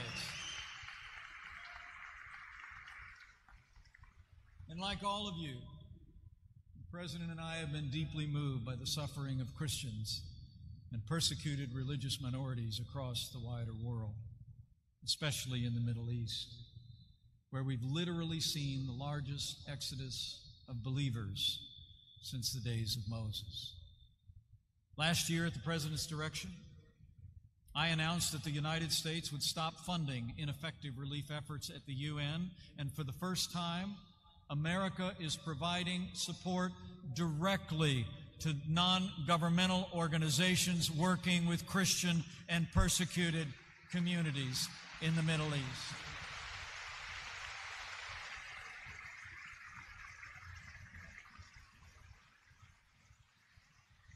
Now, we've made progress in recent months.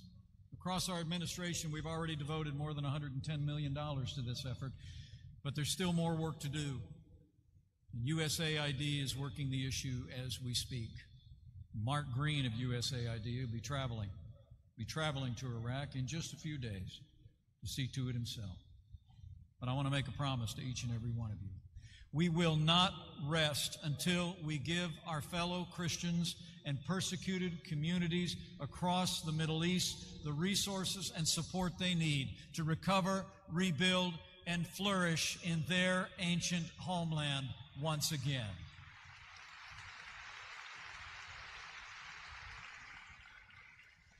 And finally, I couldn't be more proud to stand with a president who stands without apology for the sanctity of human life.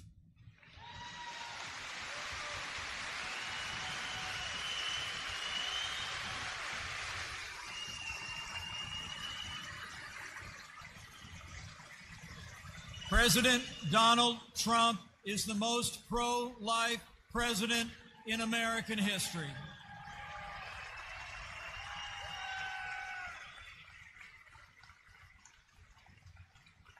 I mean, think about it. One of his very first acts in office, our president reinstated the Mexico City policy, denying any federal aid dollars to organizations that promote or perform abortions around the world. We withdrew the United States from the UN Population Fund in order to prevent our tax dollars from supporting forced sterilization or abortion overseas. In fact, we empowered states to defund abortion providers, and it was my honor as vice president to cast the tie-breaking vote to allow states across America to defund Planned Parenthood.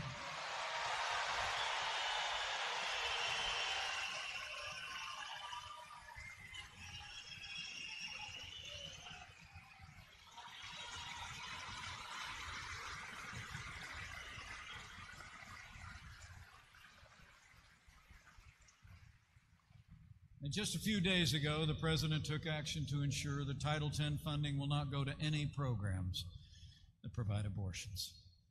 This progress, men and women, on security and prosperity and our most cherished values, is the result of the support of men and women like so many of you who supported our president not just in 2016, but every day since.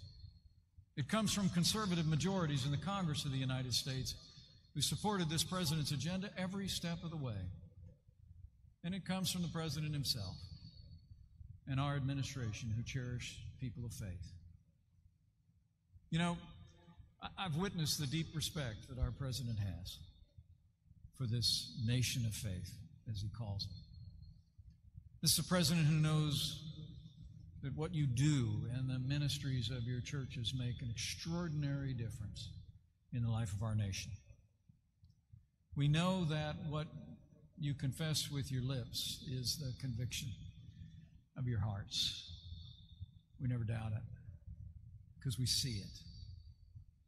We respect how you care for the most vulnerable, how you come alongside those in need each and every day with compassion and encouragement. As President and I have traveled around the country, we've seen it. We've seen that when disaster strikes, it's faith communities, just like yours, that are often there almost immediately with the first responders with an outstretched hand to bind up the brokenhearted, to heal the sick. And this president and I know that you're the cornerstone, not just of your communities, but in so many ways of our country. The Bible tells us if the foundations crumble, how can the righteous stand? Well, you and your ministries strengthen the foundation of character in our nation every day. And so today, on behalf of the president, I want to say thank you. Thank you to the Southern Baptist Convention for the essential and irreplaceable role you play in America. And I'll make you a promise. This president, this vice president, and our administration will always stand with you.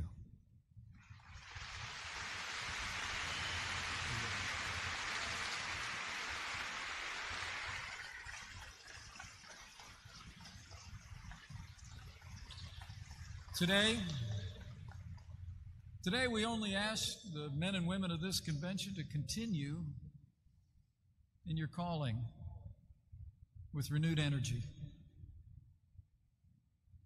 Stand and go and speak. Stand in the gap.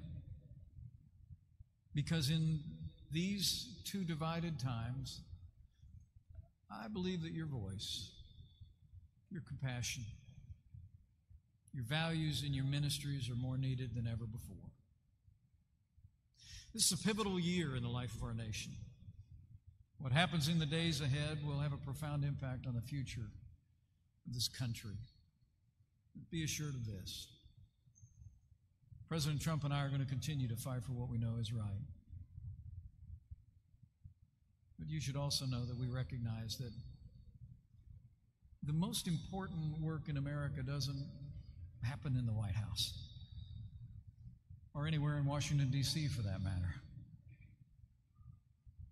We know the most meaningful work, the most transformative work happens where you live, where your ministries impact, in the hearts and minds of the American people. The truth is, no podium that the President and I will ever stand behind will be of greater consequence than the pulpits you stand behind every Sunday morning. No policy we enact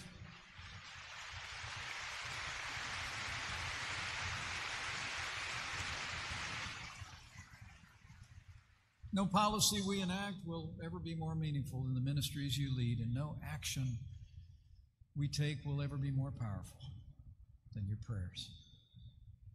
As I close, let me just say that it is deeply humbling for this small-town boy to have the privilege to serve all of you as your Vice President of these United States. And I thank you for the privilege. I do.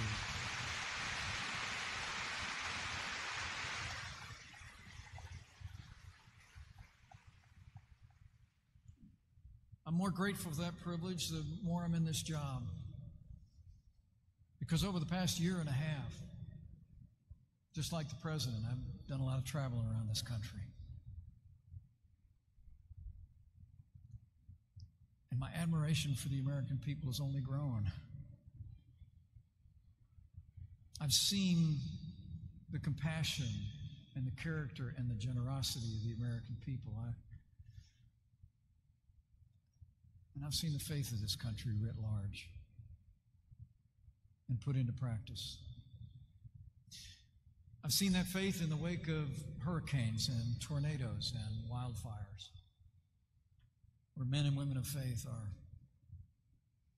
right there on the scene,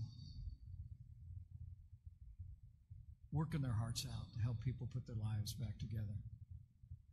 I've seen it in Good Samaritans who come alongside the least fortunate in our cities and are involved every day in helping give people a second chance at life. And I've seen it not far from here, in a small town called Sutherland Springs. Like all of you, our hearts were broken last year when we learned of the horrific attack on the First Baptist Church, a church that's part of this convention family. It was the site of the worst attack on a house of worship in American history, and we mourn with those who mourn and grieve with those who grieve. We still grieve the loss of lives of promise. Just a few days after the attack, though, Karen and I traveled to Texas, where we joined Dr. Gaines. We were just reflecting on it backstage before I came up. We were there to participate in a memorial service at a nearby high school. But before we went out, we had time with the families. As Karen and I walked through the library, we met the injured. We met families of the fallen, still shattered by the evil of that morning and what we saw beyond the pain was extraordinary. Through all the tears in the midst of such loss, the light of the faith and the hope of the people of that church shone through. Theirs was a small church, but their faith was not small. And today, I'm especially honored to be here today with a man of faith who leads that church and led them through that dark valley. The pastor of the First Baptist Church, Pastor Frank Pomeroy.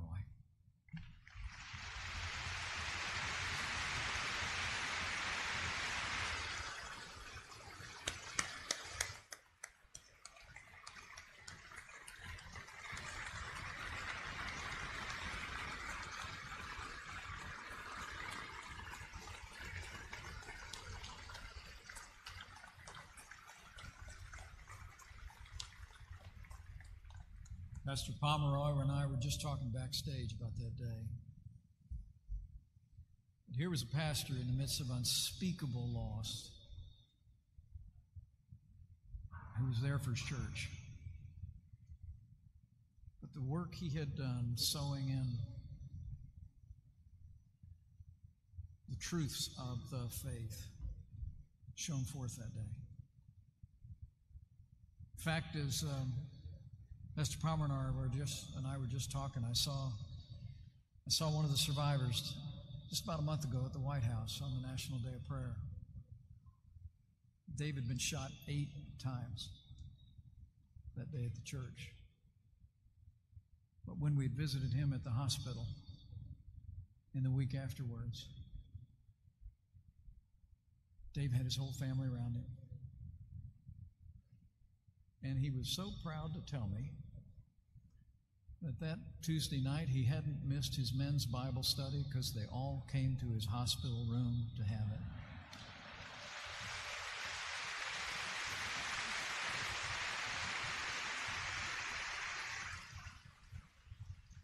Dave's doing well.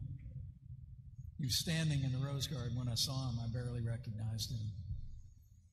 And he's on our hearts today, as all the members of that church are.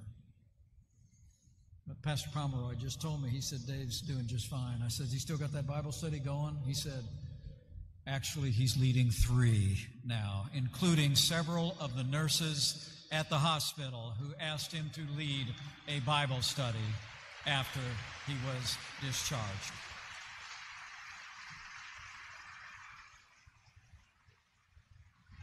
You know, the faith Karen and I saw on that day will always inspire us. As does the faith that I know lives in all of you and in all the churches and congregations represented here. Seeing you all here today just gives me renewed confidence. Renewed confidence about our nation's future. And as I close, let me just urge each one of you to continue to do what each one of you do every day. Preach the word, in season and out of season. Always be prepared to give a reason for the hope that you have.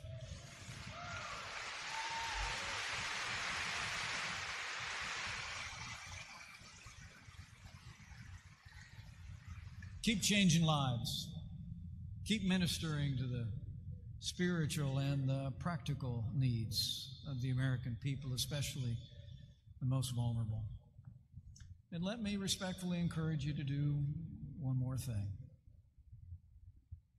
As the late and great Reverend Billy Graham reminded us years ago, in his words, to get nations back on their feet, we must first get on our knees. So I urge you, in these challenging times of threats abroad and too much division at home, let's pray for America, for all the people of America, and all who serve her at home and abroad.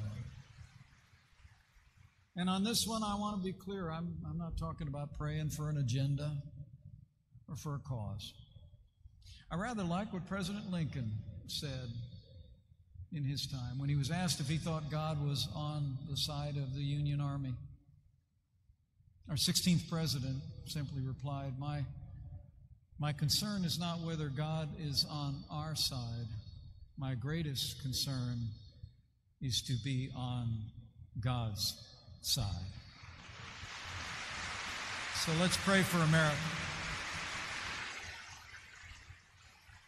For America matters, far beyond our shores. And when you pray, pray with confidence. I'll always believe those ancient words recorded millennia ago that Americans have clung to in much more challenging times than we face today are still every bit as true today. That if his people who are called by his name will humble themselves and pray, he'll do like he's always done through the long and storied history of this country. He'll hear from heaven. He'll heal this land, this one nation, under God, indivisible, with liberty and justice for all.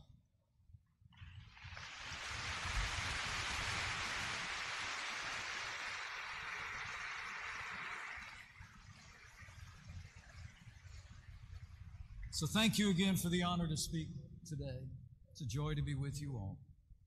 I know that with your support and prayers, with the strong support of leaders at every level of government, with President Donald Trump in the White House, and with God's help, we will make America safe again.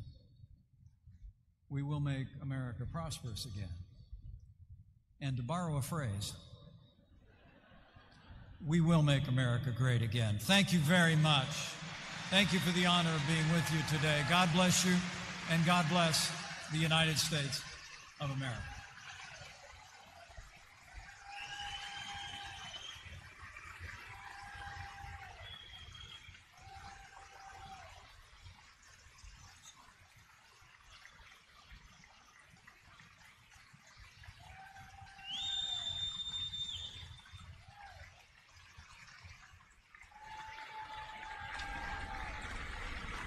All right, guys. So that was Vice President Pence in Dallas this morning at a Southern Baptist convention.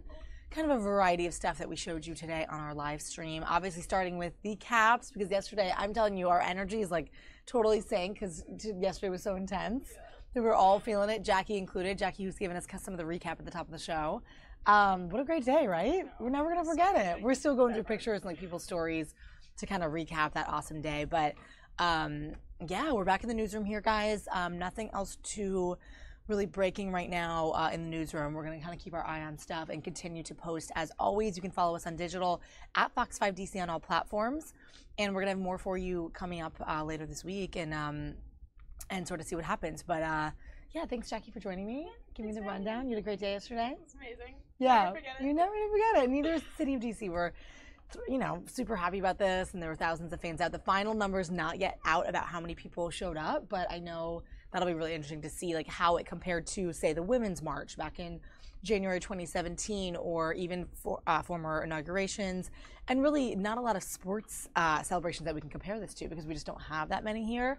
But I know when comparing to those in the late 80s and 90s for when the Redskins made the finals, or you know, things of the like, it was seemingly smaller back then. So I think the fan base is just big and grown, and it really spans throughout the whole DMV area. So really be fun to kind of get those stats. But yeah, any final words? Such an amazing age range out there too. For the fans. Yeah, and you could just tell that people were taking off work and school, and They totally were. They were really using it as a once in a lifetime kind Yeah, and there were so many people I wanted to kind of ask questions to in the sidelines. I saw an infant baby, like tiny thing, days old, maybe a week old, with big headphones on, obviously for the noise.